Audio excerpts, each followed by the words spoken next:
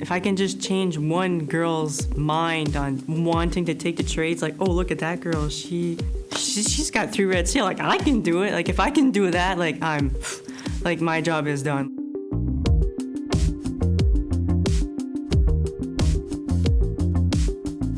My name is Candice McLean. I'm a Red Seal Welder, Red Seal Boilermaker, Level 1 welding inspector, and an apprentice millwright.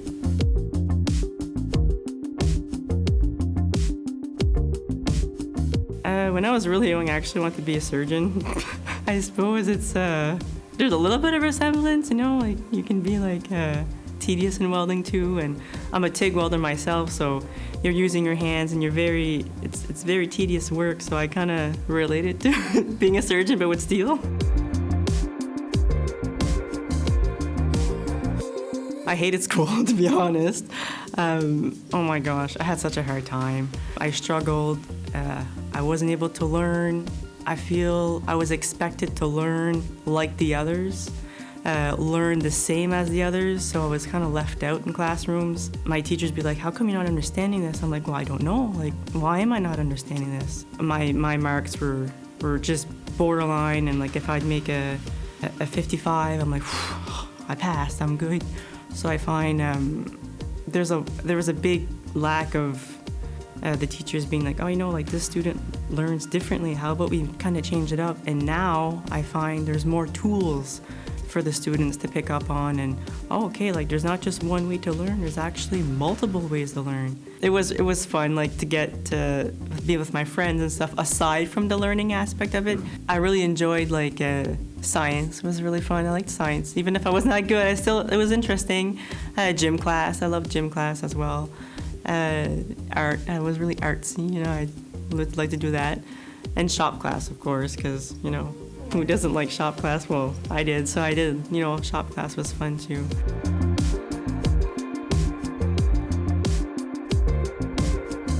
Just before high school, I was starting to kind of think about, okay, like what do I want to do? And I used to weld a lot with my dad in the backyard, just like he's a fisherman, so I'd weld on his boat or his trailers or whatnot. And I was like, you know, like maybe that would be a good idea. So I was like, if I don't like it, well, so be it. I'll have a trade in my pocket, and then I can do something else. But I ended up really enjoying the work to it.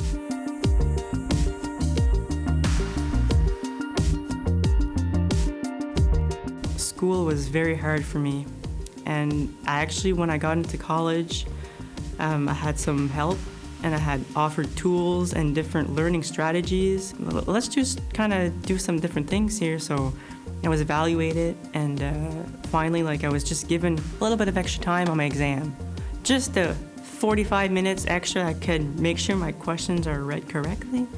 Was the whole difference, like, you know, just having a reader, like to read, to make sure I understand the questions, like different tools, like just because you don't understand one certain way, they would explain it to a different one. I was like, that's it.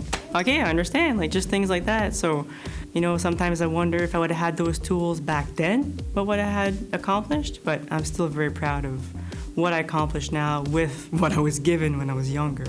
So when I started, I got my Red Seal Welding, and once I got into that, I noticed all kinds of different trades, and I kind of weaned through the Boilermaker. I was like, oh wow, like that looks like a really cool trade. I was like, I think I want to, you know, pursue this, and that's what I did. So I worked a couple of years, and I finally got into the Boilermaking.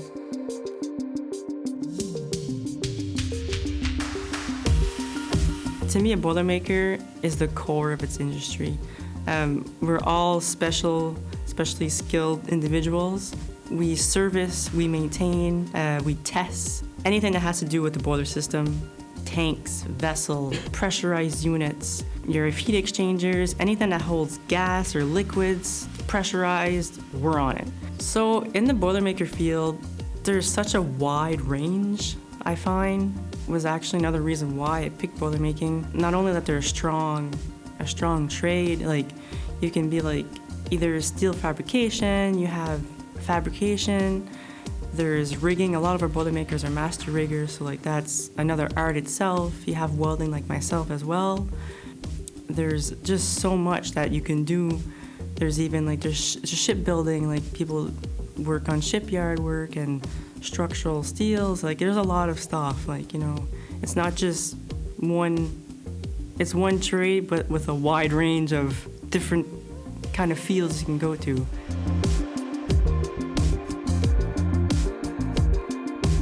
I suppose welding is more like, in a nutshell, gluing some steel together, but welding, you have different ranges of things you can do as well, because you have your welding and you have your steel fabrication. So that's always like two good things to have. There's blueprint reading as well, and just welding.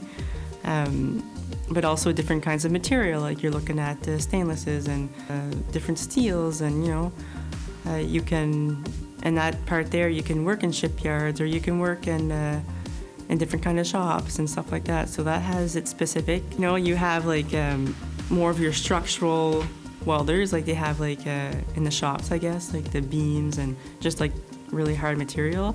Then you have like your stainless welders that weld most, like your stainlesses and your duplexes and stuff like that, which you find in the refineries. You have a lot of tanks that are stainless steel, so you have to kind of be good with the stainless.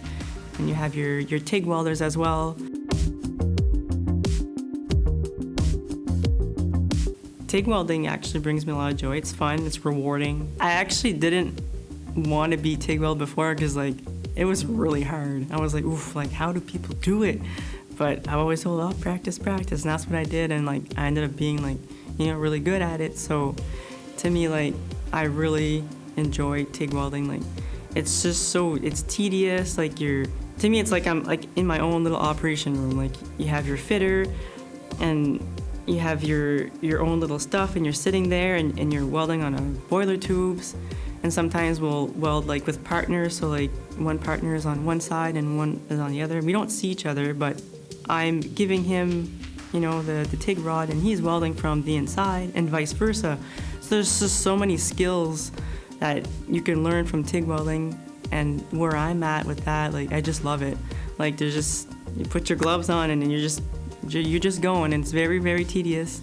So I find when I go into work and I know that I'm welding on tubes or any sort of pressurized system, and I know I'm gonna be TIGging, I'm like, yeah, that's my jam. I suppose you have to be fit in some way, because there's a lot of heavy stuff that we do manipulate around. Positive attitude, that always goes a long way. I've always said it. You have to be patient, ask questions, willing to learn from your peers, just have an open mind. I suppose along my routes of travels, there's a couple of Boilermakers who kind of took me under their wing and gave me that, that extra step or extra confidence, say, hey, like, no, you can do this. I'm like, no, I can't, no. You can do it, here, try it, like, if something happens, we can repair it, right? Because that's what we do. Like, we service, we repair, we maintain. So I was like, okay, we got this. I always had a good couple of mentors there. And actually now, at the recent job I'm at, there's been a head engineer there that kind of scooped me up, and he's been just giving me all this knowledge. And I'm like I'm just soaking it in. So I'm really enjoying that. So he's been really great. But right now, I think the highlight of my career is being able to have a third Red Seal. I find that's like really cool, because like I'm a woman in the trades already. I don't have one Red Seal. Like I'm going through my third one. So I find just that alone if I can just change one girl's mind on wanting to take the trades, like, oh, look at that girl, she's got 3 Red Seal. Like I can do it. Like if I can do that, like like my job is done. Like, and that's all I want to do is just encourage, younger girls to come into the trade.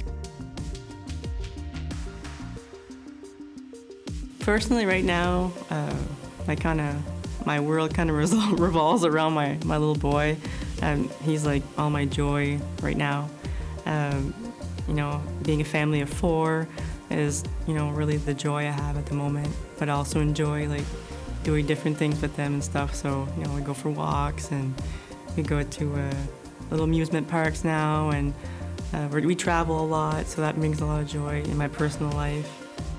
I really love driving my boat in the summertime. I love being outside. I love riding my motorcycles, going for drives. I play chess. I'm kind of geeky like that, so I do like playing chess. Think wide, and I find the more wide you think, the better it is, because you can have doors, and eventually you will be able to pick the door you want to open, right? So I find options are the best. Anything you throw my way, I'm like, oh yeah, let's just do it. Like, you know, I could take on another role if I wanted to, and I will. Like, I find putting all of my efforts into like a wide range of stuff is, you know, more knowledge for me. So it's more knowledge, and I can pass off to whoever's coming in, right? So I find the more I can learn, the more I can teach.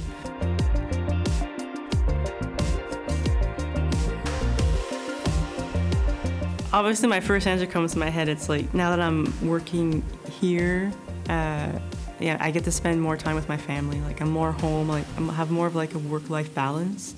When I was away, I suppose you're away for like long periods of time, so it is a little bit hard. You know, like, you know, you have FaceTimes and stuff, and you're driving away, and your family's waving to you the windows, like, oh, I'll see you guys in like 8 weeks or maybe 2 months. You know, it's kind of hard. You know, it's less like go go go. I find when I was in Alberta and Ontario, like, it's just nonstop. Like, there's traffic at all hours of the night, and it's just like a circle of, there's no work-life balance there. Just go, go, go. So when I come back here, I'm like, oh, I'm like, yes, okay. You can just kind of breathe and relax.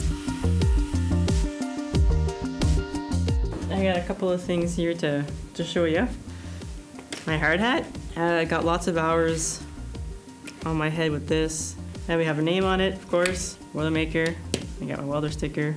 It's been a lot. It's been to different job sites all over Canada. It protects your head for anything, because we have a lot of overhead danger. It does happen that a bolt will go through the grating and stuff, and you know, I've had a couple of little bolts fall on my hard hat, so you're like, whew. I am happy I had, you know, the hard hat on, because it doesn't matter how careful you are, it happens, you know. All right, so this is my welding shield. This too has made me lots of money. You know, I have a nice little money sign here to remember what I'm doing it for. You can see it, yeah. I look at that, I'm like, oh yeah, we're making some money tonight.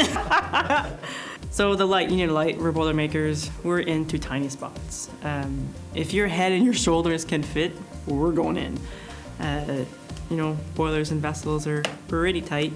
It's always nice to have a little light to see what you're doing after you're done your welding. You know, just kind of click that on. Oh, okay, there's no defects and stuff, and you clean her up. And I put my welding symbol on my tube, and I'm making history with that. You know, so this is my welding symbol here.